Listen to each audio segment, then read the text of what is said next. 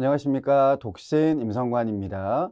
자, 지난 시간까지는 형태별 자료에 대해서 이야기를 드렸습니다. 즉, 독서 지도를 하기 위해서는 적정 자료를 택하는 것도 매우 중요한데, 우선 어떤 자료들이 있는지, 또 자료를 어떻게 구분을 지을 수 있는지에 대한 이야기를 드렸습니다. 그 가운데에서 형태별로 먼저 구분을 지어서 어떤 종류가 있는지, 그리고 나아가서는 그런 것들을 활용해서 어떻게 지도를 할 수 있는가에 대한 이야기를 드렸습니다.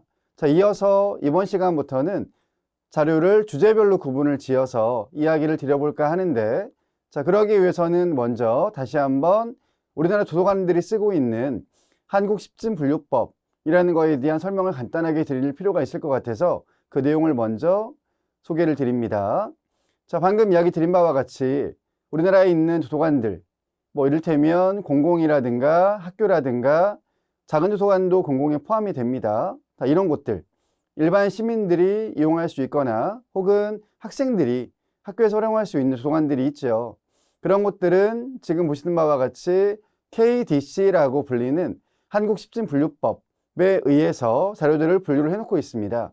물론 대학 도서관 같은 경우에는 다른 체계를 쓰는 곳도 있습니다만 거의 대부분의 공공이라든가 학교는 KDC, 즉 한국십진분류법에 따라서 자료들을 구분 지어 놓고 있다라고 생각을 하시면 되겠습니다.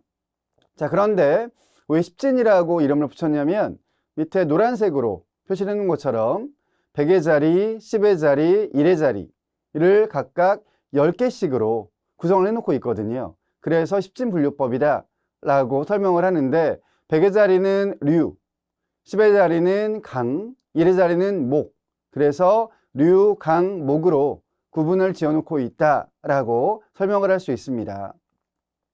자, 그러면 일단 류 구분의 10가지 주제가 어떤 것들인지 설명을 드릴 텐데 000부터 시작을 해서 900까지 따라서 총 10개의 큰 주제다 라고 이야기를 하는데 우선 100부터 900까지의 9개 같은 경우에는 다양한 주제를 우선 구분을 지은 것이다 라고 이야기를 할 수가 있겠고, 그 다음 처음 000인 총류 같은 경우에는 딱히 어딘가에 넣기도 애매하고 또 포함을 시키기도 애매한 그런 주제들을 따로 범주화했다라고 이야기를 합니다. 그래서 000이라고 하는 번호를 붙이고 그런 다음에 이름은 총류라고 지었다라고 설명을 하고 있습니다.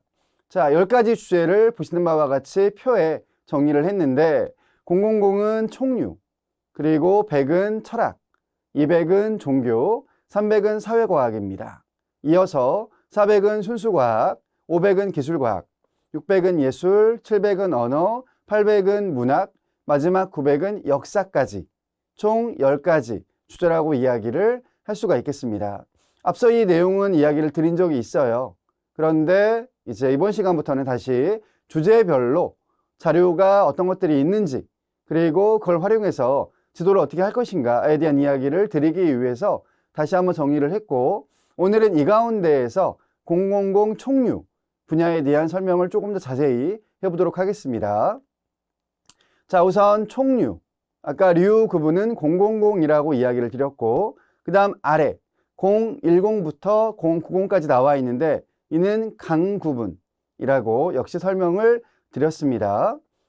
자, 이때 세부적인 내용을 보시게 되면 010에는 도서라든가 아니면 서지라든가, 그 다음에 020은 문헌정보학 이게 들어가 있고요. 030 백과사전, 040은 강연집, 수필집 등등이 포함되어져 있습니다.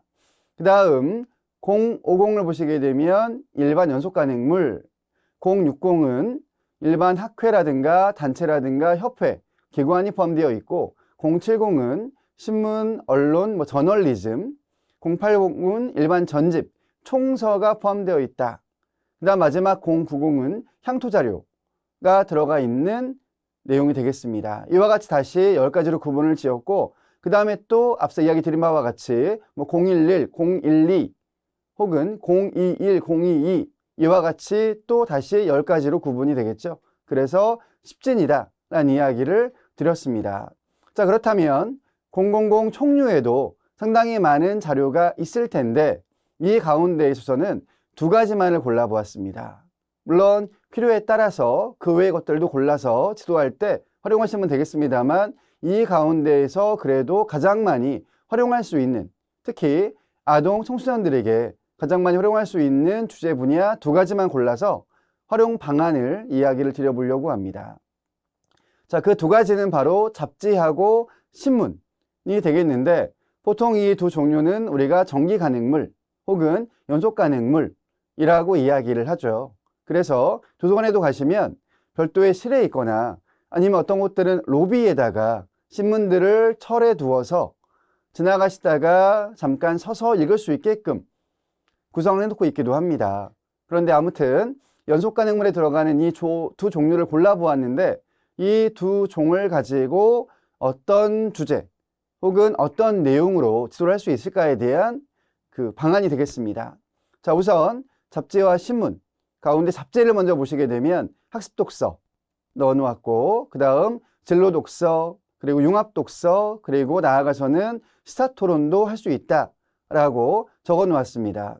시사 토론은 신문에도 포함을 시켰는데, 시사라고 하는 것은 지금 현재 발생하고 있는 어떤 일들을 의미하지 않습니까? 따라서 신문과 잡지는 정기 간행물, 연속 간행물이기 때문에 그날 혹은 뭐 그달에 가장 중요했던 어떤 상황들을 담고 있기 때문에 그런 내용을 바탕으로 지금 우리가 살고 있는 세상이 어떤가, 어떤 것이 가장 큰 주제인가, 따라서 그에 대해서 어떻게 생각을 하고 있는가, 그 근거는 무엇인가에 대해서 토론을 해보는 것 가능하겠습니다.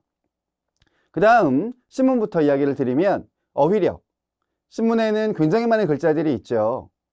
하루치 신문에는 60만 글자 정도가 있다라고도 이야기를 하는데, 즉 그 안에는 굉장히 많은 기사들, 또 이제 기사 안에는 문단, 그리고 단어들이 있을 거 아니겠습니까? 그러므로 특별히 더 어려운 단어들이 많이 있을 가능성이 높기 때문에 그런 단어들을 하나하나 알아나가는, 공부해 나가는 그런 측면에서의 활용도 가능하겠고, 그 다음에 신문 일기 쓰는 것, 즉 신문에 있는 많은 기사 가운데 가장 마음에 와 닿았던 것 하나를 골라서 일기 공책에다가 붙이고, 그런 다음에 본인의 생각은 어떤지 이를 중심으로 쓰는 그런 일기, 신문 일기라고 이야기를 하는데, 그것도 가능하겠고, 그 다음 기사문.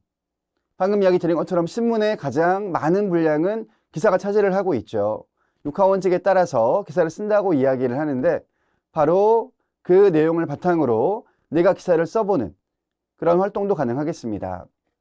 그 다음 잡지에서는 학습 독서, 진로 독서를 넣었는데, 왜 이 내용을 넣었냐면, 물론 신문에도 상당히 다양한 직업에 대한 이야기, 또 전문가들의 뭐 칼럼 등등이 포함이 됩니다. 따라서 마찬가지로 활용할 수가 있겠는데, 잡지에도 특정한 분야의 뭐 전문 지식, 또 그런 잡지들이 있죠. 이를테면 과학 분야의 잡지라든가 등등 이와 같이 세분화된 잡지들이 있기 때문에 그런 것들을 활용해서 관련 교과를 다룰 때에 연계를 시키면 학습에 도움이 되겠다라는 생각이고, 그 다음 나아가서는 역시 많은 직업인들이 소개가 되기 때문에 진로 독서라는 것도 가능하다고 생각이 듭니다. 그리고 이제 이런 것들을 다 융합한 독서도 충분히 가능할 것 같아서, 특별히 총류 부분, 000 부분에서는 잡지와 신문을 활용해서 독서 지도 방안들을 모색해 보시면 어떨까라는 제안을 드려봅니다. 자, 이번 시간은 여기까지입니다. 구독해 주시는 분들 다시 한번 감사 인사 올립니다. 마치겠습니다.